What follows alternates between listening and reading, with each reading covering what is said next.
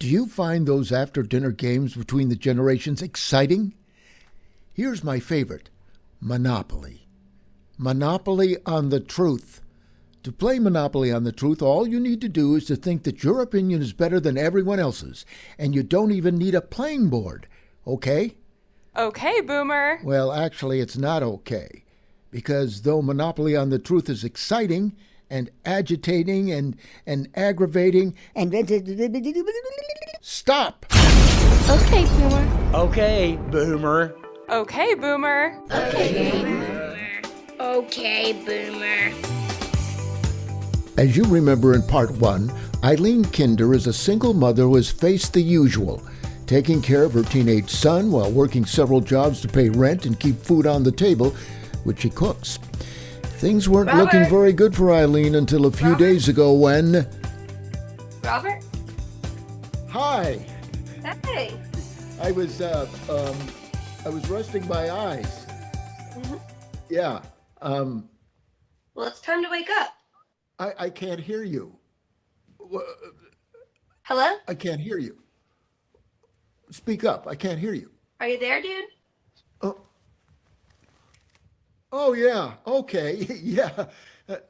Boy, you got spaghetti there? Where are my reading glasses? Oh. Oh, you're knitting. Oh, and you seem... Almost. It's crochet. Oh, crochet. I'm batting 1,000 so far. I may as well have some coffee. Okay, so you've got this aura of success. Now, as remember, the last month when we talked together, you were having all sorts of problems. One of them was your job. What's happened? Well, I was on a good job hunt for a while there, and I was getting very discouraged for that. It was a few failed interviews, so I started to lose my mojo in a sense, like Austin Powers. And just this week, I had a really good interview, and I got offered the job on the spot, so I found my mojo.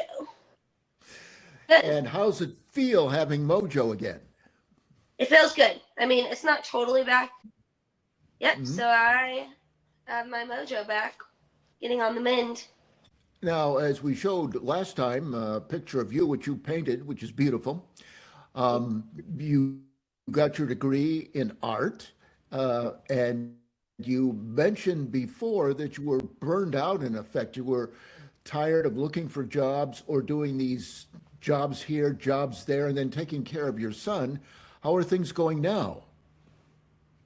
Well, I mean, it's still a struggle because I haven't started my job yet, but I am very hopeful and confident in the future for whenever I do that job and start getting a good steady income from one place, and not having to scramble between multiple ways of making the ends meet. And, that feels pretty good. Feels really good. I would think so.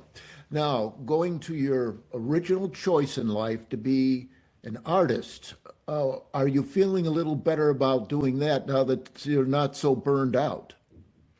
Yeah, I am, but I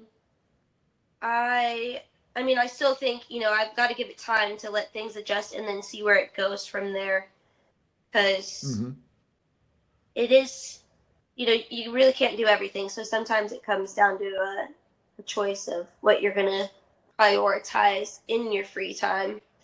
Not even so. It comes down to that, where you have to figure out what you're going to prioritize. Because, having a child, usually, if you're lucky in the way of like having the means to get them to do extracurricular activities, then that would be the priority in free times. And we do draw together sometimes, and that good. is really special to slow down. I think so. And does your son have an artistic capability? Is he talented? Yeah, I think he does, but I think that everyone has that artistic ability. I think we're all creators and artists, but it's about how what was in front of us when we were kids growing up, and then what you got to do. And yeah, you might have like fallen in love with the craft more than other people did, but I just think that, you know, if anybody at a young age more so put the time into it, that, you know, anyone can be great with art. Oh, that's nice to hear it. I took piano lessons, and I might start playing the piano again. I really love music, and that's one of my goals in the future, is to start playing the piano again. That would be I great. reached a point. Yeah, I reached a point, and I don't know what it was, why it was. It's happened to me with flying and scuba diving and other things, where I just stopped.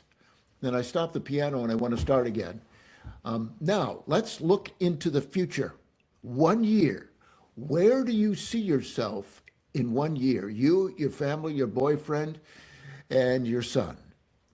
I see us just, you know, being more comfortable in life, not being so stressed out because of survival. I think that we're going to find a little sweet spot after a long time of hardships and perseverance, that, you know, after a while, something's got to give. And I think that that's where we're going to be at. Yes, I've seen this with several people, even Generation X's, working 2 or 3 jobs and trying to just keeping things together as best they can. And then I've seen on television and on the web where they've got these programs where you can borrow money on your smartphone, Oh, you know, before you get paid. So it's payday early, that type of thing. So I see a lot of people struggling now with finances and, you know, buying the basics such as food that's gotten even more expensive than it was a year ago. mm-hmm. So both of you are working, you've got a son in school, and things are beginning to look positive for you. Yep. Yep. And I think it is symbolic of the time being in the new year, or I'm romanticizing it together anyways, that it's the new year and we're getting more daylight every day at this point. And, Mhm. you know, the spring will be right around the corner. But living in Tennessee, we're lucky with that anyways, where our winters are very spotty. So it could be really cold this week, but it could feel like spring next week. And Mhm. all the spring flowers and buds will be coming in soon, and, you know, just growth. I have some mint growing. I started growing it in the summer, and I brought it in on the cold days. It's still growing. So you can't do that in Cedar Rapids, Iowa, that's for sure. No. Yeah. Well, any final words, Eileen? No. Okay. That And was quick, direct. And what are you making there? I am working on a funny little scarf. Ah, it's pretty color too, light green. Eileen Kindred, thank you very much, and thank you for showing the scarf. Yeah. Thanks for looking. Bye-bye. Bye. So, one word that begins with a W and ends with a K changed Eileen's world. Okay? Okay, Boomer. Okay. This is Robert Brickman.